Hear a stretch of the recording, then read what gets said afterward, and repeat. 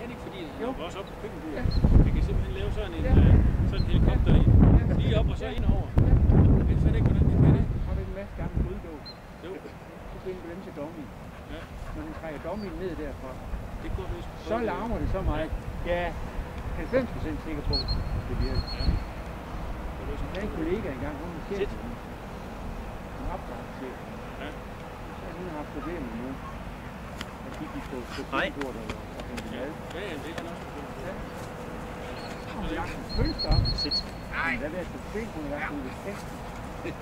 Så jeg også den ikke engang op. Sæt. Og så en masse grydelåg til. Ja. Pum! Slutbrud.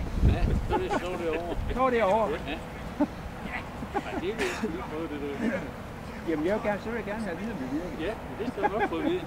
Og det må irritere dig, jeg kan fandme ikke. Så må jeg korrigere affald. Men det er ikke helt at sige løgn, der har han sagt. Hun er død. Det giver den